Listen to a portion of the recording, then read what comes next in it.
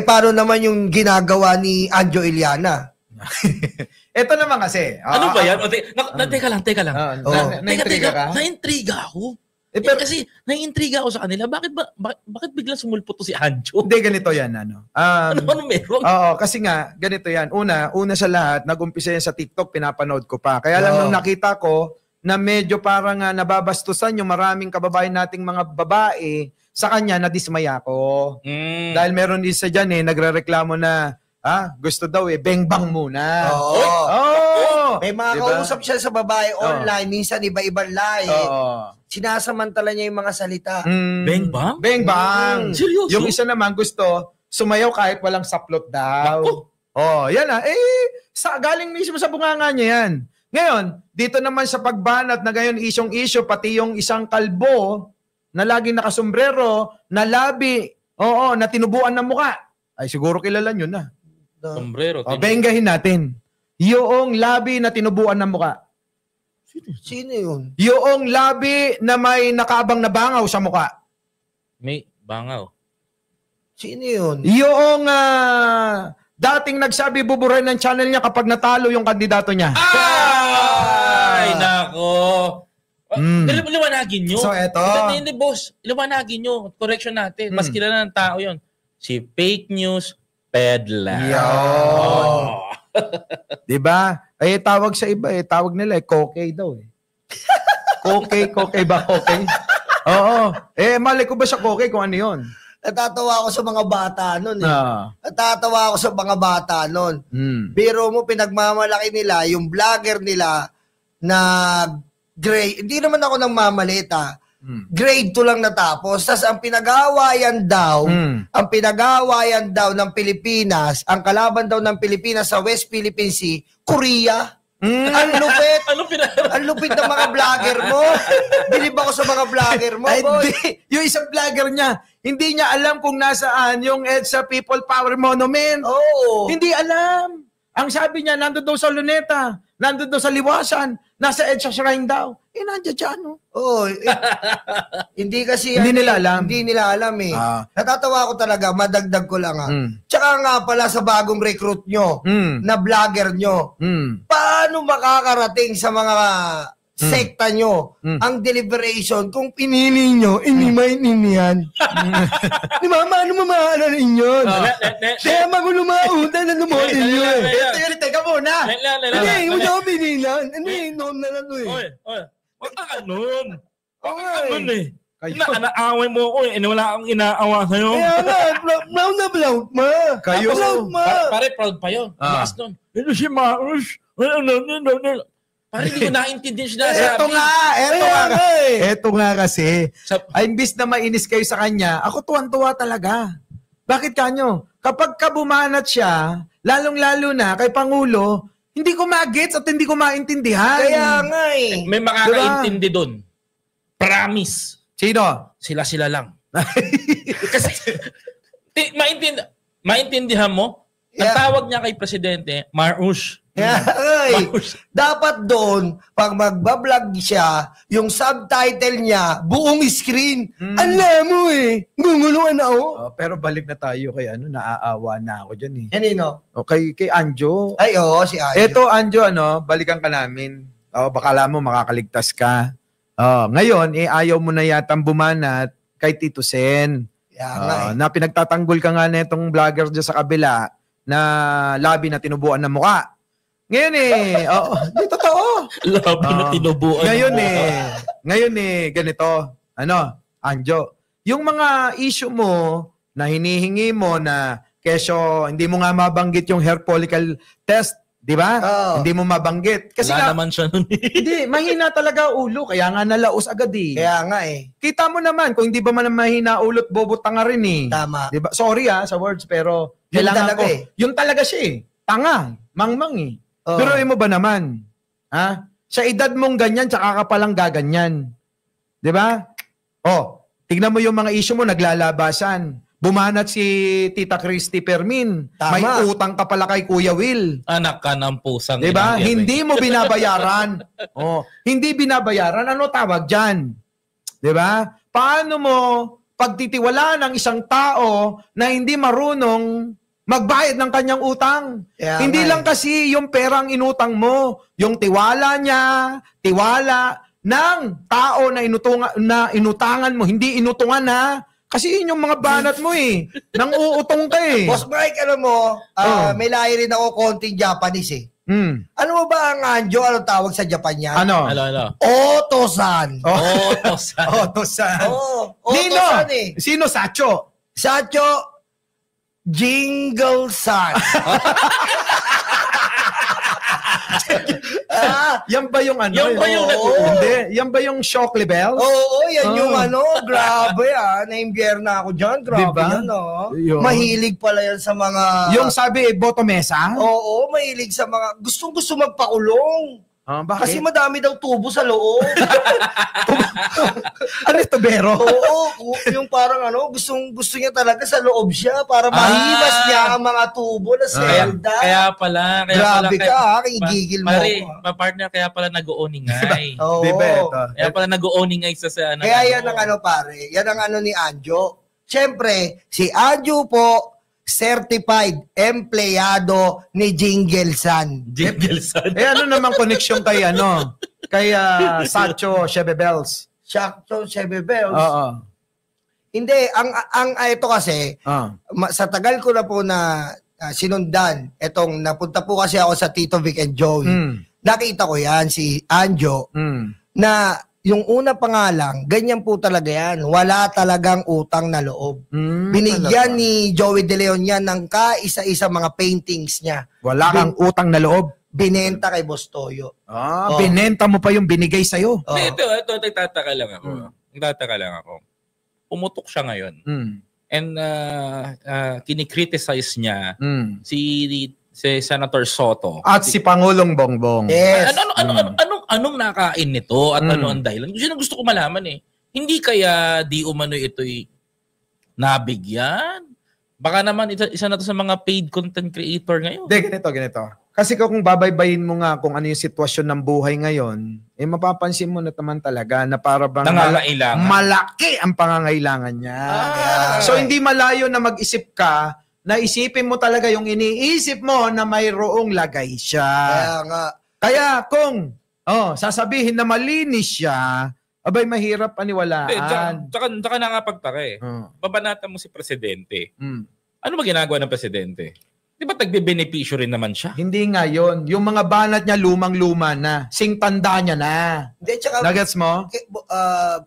Boss Mike, Koy, kaya niya binabanatan kasi nga, din delikado yung boss niya. Di ba yung boss niya? Yung boss niyang senador, delikado eh. So, bilang utang na loob, kasi sobrang proud siya na naging empleyado siya niyan, yan tagal na panahon. Ang tanong ko naging empleyado yan na matagal na panahon. So, bilang utang na loob, pagtatanggol kita. Eto nga kasi, nagiging viral kasi sinasakyan ng mga kasama nila dyan sa kabila, yung nagdeklara na DDS na daw siya. Ang tanong ko nga, ano bang lalim yung banat niya?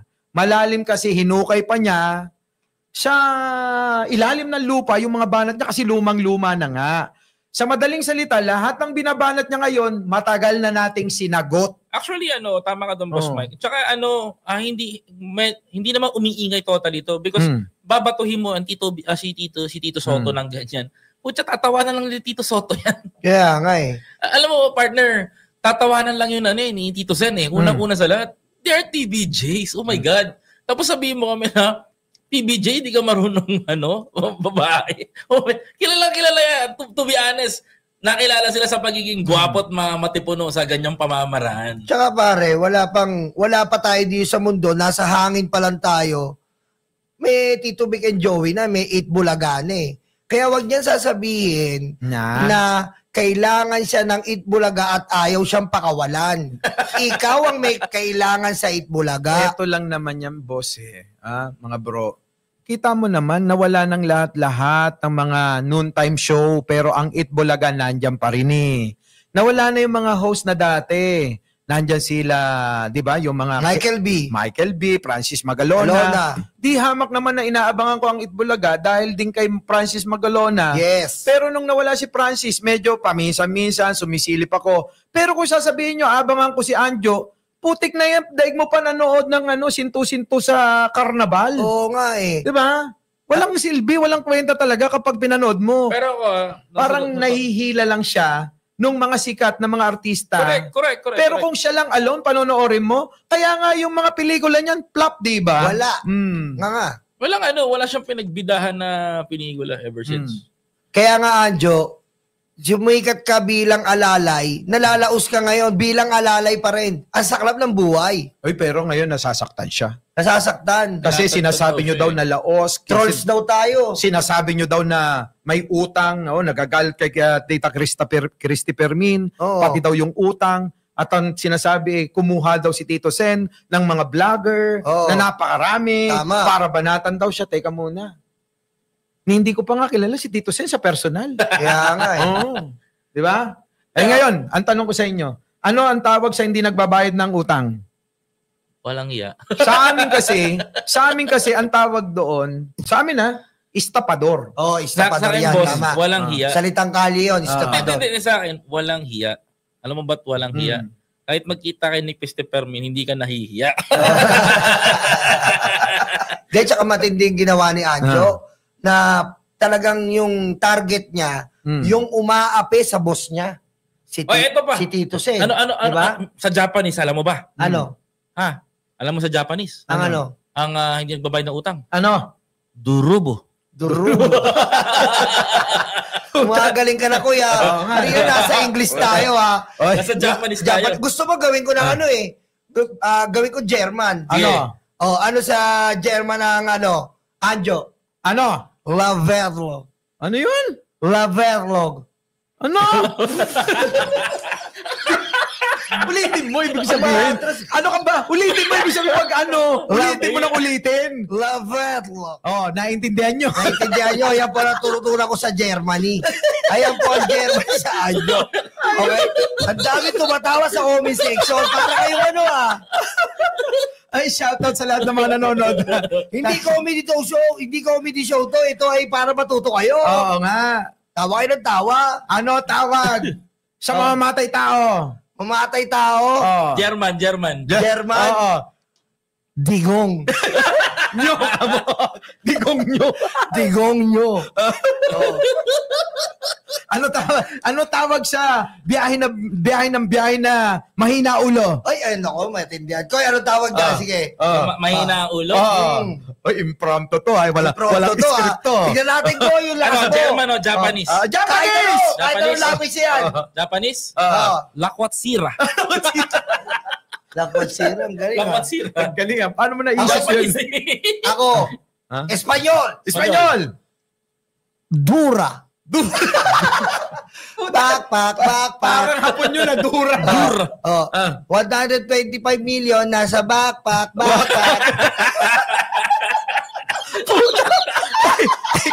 Teka, nagkakalokohan tayo. Ay, balikan natin. Ayoko na sa Anjo. Ang ulit mo. Balikan natin si Anjo. Ganito yon. Anjo, makinig ka. Yung mga banat mo kasi na kailangan magpa-hair follicle test, tatama lang kita. Hair follicle test ang tawag doon, hindi follicle test. Tama. Hindi follicle test. Hair follicle test. Oo. Ngayon, yung sinasabi mong ganyan, tanong mo kay Panort din. Oo. Kilala mo yon? Sino yun? Oo, yung Panort na isa. Ang daming Panort. Sabi ko sa'yo Kaya nga pagka nandoon ako sa studio ko hairline. May taga-kanta ako si Anino. Sasabihin ni Anino, boom! Panort! Boom! Panort! Eto yon mga kababayan ko. Oo. Itanong mo, Anjo, sa kakampi mo na laging nakadikit kay Buday. Ay, oo. Yung nagsabi na mismo, sabi niya, 2 beses na kaming nagpa-drug test ni Pangulong Bongbong. Oo. May team song yan. Nagas niya. Ito. Yan ba yung ano? Panort. Oo. Yung attorney. Yung may solar sa noo. Di ba? Yun yun. Attorney yun eh. May solar. Kaya malakas yan. Ikaw attorney ka. Kaya malakas ka. May solar ka sa noo eh ha. Yan hindi mo. Yung dati kasama ka ng Pangulo, hindi ka pa ganyan. Ha? Di ba? Anong ginawa mo sa Pangulo? Pa-sugar ka pa. Diniabetes ka ng Pangulo. Teka, i-re-enact ko lang yung sinasabi niya. Alam nyo mga kababayan, kami po ay nagsagawa na ng drug test ni Bongbong Marcos. Tama. Di ba? Sabi niya, diba? May yabang niya pa. Kami ay nagpasuri na sa mga may mga pinagbabawal na substance sa mga gamot sa St. Luke's. Nandiyan na po yung coke, kilalang coke, marijuana, Mary Jane, at yung shabu. Methamphetamine. Halos lahat na. Diba? Negative. Yan yung ano. Ano lumabas? Negative po ang resulta. Kaya ikaw, Anjo, yung mga issue mo, lumang-luma na, tanda mo na nga eh. Kaya nga. Diba? Oh. Tapos tapos ang lakas pa ng loob magamon, no? Magpa-legal test ayun tayo. na nga. Hindi. Ikaw na nga nagpatunay na hindi nga gumagamit yung tao. Tama. Ikaw pa magpapabulaanan sa sarili mong katarantaduhan.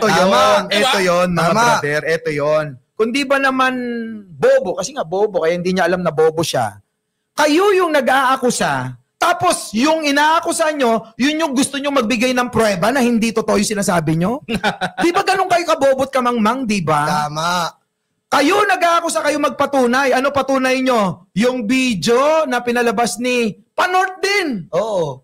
Oo, si Panort din. Oo. Na nasa daheg. Oo. At saka yung babaeng ay, syokla. oo, yung bakla na na may taga-saksak, taga-tusok daw. Oo. Kung saan ba siya pupunta. Taga-tusok ng insulin. Yun. Oh, di ba? Yung may hawak ng malaking patola. Oo. Yun yung ebidensyang pinapalabas nila na peke nga. Di ba? Hindi na nga magamit ng mga DDS, pero ginagamit mo pa, tanga ka. Tama. Nasa yung pulburong video, kinalimutan ng kahapon. Oo, nasaan ang mga USB na punong-puno ng ebidensya nyo? Nasa na Makati? Asa na? Asa na si Makati? Asa na yung USB mo? Wala yan, brother. Hindi na nila mailabas kasi hindi na nila kayang patunayan Dahil alam nyo naman na propaganda nyo lang yan. Dahil hindi na nila magagawang mailabas yung partner dahil alam na ng taong bayan, bukayo na sila. Sabi nga ni Sarah, meron siya, pero bakit tinapon pa niya? Hindi ako makasingit, basta utak nyo luga-luga na. Diba? Diba? Saan naman kayo? Kaya etong si Anjo, hindi niya alam na bobo siya kasi bobo nga talaga siya. Tsaka Anjo, huwag ka maging proud DDS. Mangmang ka lang. Oo, kasi pag proud DDS ka, karamihan mga sintu-sintu yan. Pero isa lang ang tawag ko sa kanilang partner. Ang utak niyan, munggo talaga. Gamunggo. Talaga. Buti nga, meron pang natira. Tama, pinatawag sa Tricom, sinungaling po ako. Sinungaling po ako. Ang tindi nun. Saan ka naman nang nakakita? Isang nagpapanggap na anak ng Diyos daw. Bumengbang ng maraming babae. Hala ka! Pero pinupuri pa nila. Naku po! Hallelujah! Parang ganito lang yung partner eh. Ang galing nilang bumirada sa gobyerno pero hindi nila alam ang totoo. Yan. Yung panay lang ang sabi ng sabi, tapos po panay ang boka dito. Galing. Yung totoong bumaba na, akala mo talaga ang galing-galing nila. Kung tumirada kay Pangulong Bongbong Marcos sa pawak na wak, ganadong-ganado pa. Ay, Aba, ang mga lintik na pagkamalan tuloy na magagaling talaga at patatalino. Muntik na silang tumagos sa impyerno. Sapagkat nitong ginagawa nila ngayon, kapatid, ay matindi talaga. Tignan mo ngayon na pagtanto-tanto natin na sila talaga ang totoong bayaran. At hindi natin maitatago yun, di ba? Ano naman yan? Pablo po ka mo naman. Ay, ang galing mo ngayon, ha? Ang galing Pero mo ngayon, kanina, kuya. hindi ka nag-practice, ha? Ang galing mo, lagi ka dapat late, ha? Eto naman yan. Pero may round 2 pa ako. Okay, May sige. round to. Pagbigyan mo. Pagbigyan mo. Pagbigyan natin. Minsan lang tayo. Tatapatan ko yan, Boss Mike. Minsan lang tayo gumanito eh. Di eto na. Dali lang. Sa akin, kanan. Si Koy. At sa akin, kaliwa, si Nyulo. Mauna si Koy. Mauna mo na si Koy. Eto na nga yung inaantay-antay natin eh. Hindi pa ba tayo babangon? Kung kailan meron tayong pangulong maayos na gumagalaw para sa bayan, nagtsatsaga na magpakahirap para magtrabaho upang maibigay ang tulong sa mga kapwa natin Pilipino, yung pa ba yung ayaw na mga mangmangat, walang alam na walang ginawa, kundi tumunganga at humilat at mag-antay na lang ng ayuda sa gobyerno. Galing. Pero ito lang ang masasabi ko sa mga basher ni Pangulo. Yeah. Ito na. 1 minute. Ito na lang yung masasabi ko sa mga basher ni Pangulong Bongbong Marcos. Mamatay kayo sa inggit. Sa pagbaba ni Pangulong Bongbong Marcos, tsak doon, mamimiss nyo siya. Mamimiss nyo yung pagmamahal ng isang Marcos sa bansa na siya lang ang makakapagbigay na hindi mahahanap ng iba. Sususugan ko yan. Hahanapin nyo sa ibang katauhan pero hindi nyo masusumpungan. Kaya kahit maupo pa yung si Buday, wala nang kwenta yan. Hindi magbabago ang bansa natin kung pare-parehas tayo. Lulubog yan. Maghihilahan. Ang daya nyo, dalawa na kayo Kampihan pala to. Kakampihan din kita. Okay. Ikaw na. Wala. Sa aking kaliwa. Ano ba sa Pangulo? Oo. Sa aking kaliwa. Si Nyulo naman. Mr. President, Nako. kailangan ba, Mr. President, kailangan ba mga kurakot na to nagnakaw sa pera ng taong bayan, Mr. President? Kaluluwa ng bayan to, Mr. President. Pag nagpalit ka ba, pag nagpalit ka ng flood control, gagawin mo mga tulay. Mr. President, hindi ka no? Paano mo nalaman yun? Siyempre, kabisado ko yun. Best actor yun. Sinulat mo ba yun? Oo, best actor yun. Ang best actor yun sa, hindi famous Sa plenaryo? Yung ba yung, Mr. President, kaluluwa ng bayan natin to. Kaluluwa ng bayan to.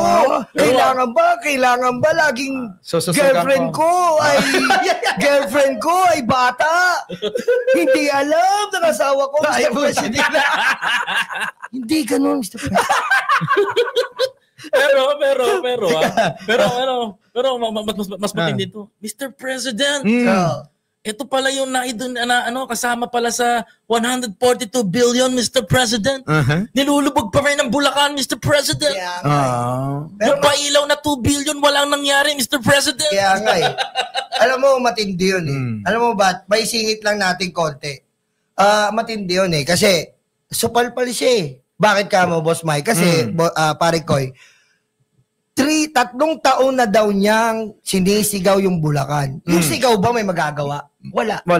Pero si Lacson, 2 araw, ginawa. Oo. Hindi pwedeng lagi ka lang sigaw ng sigaw. Bunganga ng bunganga. Bunganga ng bunganga. Hindi tatama yan. Laki pa mo ng gawa, tapos aksyonan mo para tumama. Correct. Ito anong klaseng katarantaduhan na sasabihin mo dun sa 2 years, 3 years mo pinaglalaban yan? You are part of being a Bulakenyo. Ramdam mo dapat yung nararamdaman ng tao.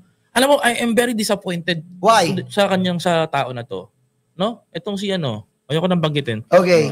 Alam mo, ikaw na Bulakenyo na senador, hindi mo ba nagawan ng paraan na yung mga binabahan na dekada-dekada na hindi mo man lang nasa Senado ka, mai-offer mo lang, magkaroon tayo ng flood control dito. Diba? Binadgetan ka ng 12 billion pesos. Ikaw ang pinakamalaking binigyan ni Mr. President ng Senado noon. Oo. Bakit hindi mo nagawa? Bakit daw binigyan? Binigyan ng allotment. Ng insertion. Insertion. Diba? So, ito yan. Balikan natin itong sinasabi ni Nyulo na gusto daw pinagsasamantalan daw ang kaluluwa. Ewan ko lang kasi sabi sa balibalita na eto daw tong tao na to, maka-Diyos. Oo. Di ba sa 10 utos ng Diyos nando doon ng wag kang magnanakaw, wag kang papatay, wag kang papatol sa bata. Meron ba doon? Mali. Wag kang mangangalunya. Sorry. Ulit. Wag kang papatay, wag kang magnanakaw, wag kang mangangalunya. Okay. Diba? Kasi kapag may asawa ka na, wag mong gagawin wag mong gagawin na ikaw ay magtataksil o mangangalunya. Tama. Sapagkat yan ay pinag-uutos at sinasabi sa banal na kasulatan, alam mo naman yan, at turo din nila yan. Pero bakit, ang tanong, paano mo nagagawa na yung nasa 10 utos na yan, nilalabag mo. 2 na ang siguradong nilalabag mo. Tama. Diba? Balita ko, ito masingit ko lang. Pastor sa umaga, kanor sa gabi. Diba? Ano mahirap syempre. Dapat pag pastor ka lang. Huwag kang kakanor-kanor. Teka muna, paano nga yan? Diba? Kanino ba naman magmamana? O, diba meron din sa may bandang Mindanao, ganyan din ang nangyari sa kanya. Oo. Diba sabi niya, i-stop ko lahat. Naglindol, in-stop ko. Nagbagyo, in-stop ko. Pero naniwala naman yung mga tao. Ewan ko ba bakit dyan sa lugar na yan, maraming mga naniniwala sa ganyan. Basta sinabi niya, stop. Kay Ecleo, naniwala sila na hindi tatatalaban ng bala. Kaya Senior Aguila, pinaniwalaan nila, namundok sila lahat. Eto kay Kibuloy, naniwala sila na kapag binebengbang sila, Diyos daw ang bumibembang sa kanila. Pero mo, ganun ba kahihina talaga yung pangunawa ng mga taga dyan?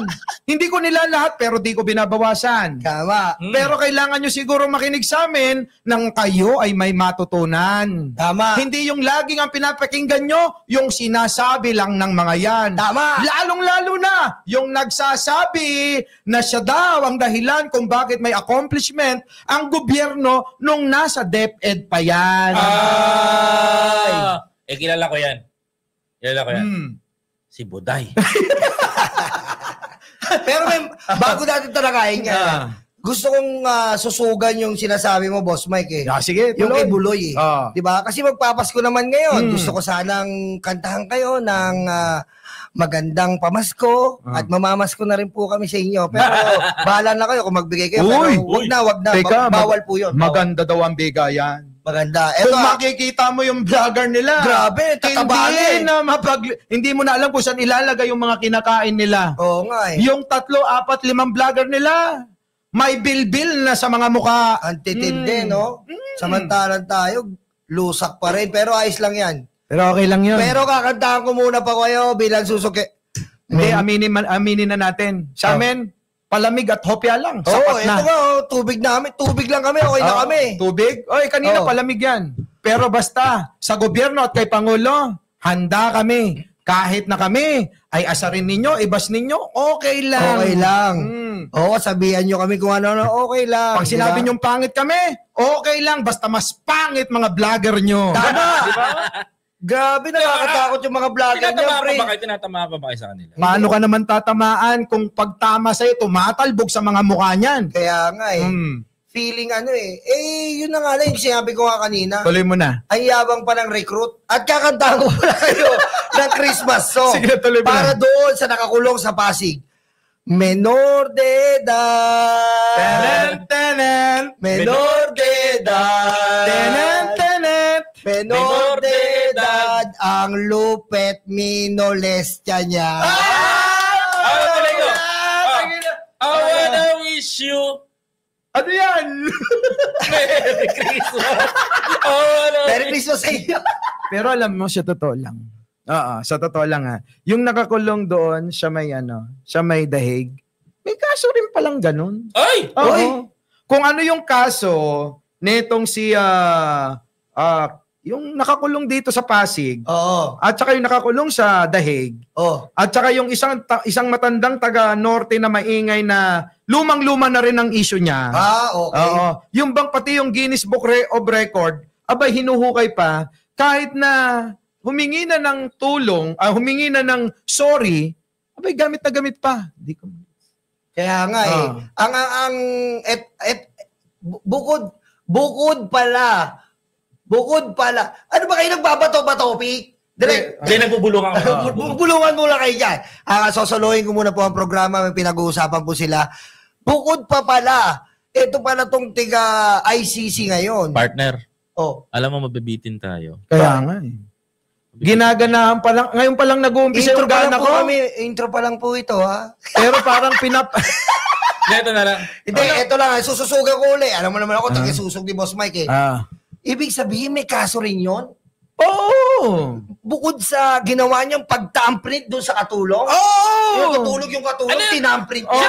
Seryoso ba talaga yun yung kinatulong? Oo! Talaga? Sinabi niya yung tinamprit niya. Natutulog ang katulong ko, pinasok ko, inangat ko ang kumot, tinamprit ko. Anak ka ng... It was wet. Ganyan ba yun? Ganyan ba sabi? Anak ka ng... Anak ka ng... Anak ka ng... Diba? Pero alam Grabe. nyo, sa totoo lang, hindi naman kasi dapat natin pagtawanan yung mga ganong bagay dahil may mga biktima na mga nandiyan dyan at nagdurusa.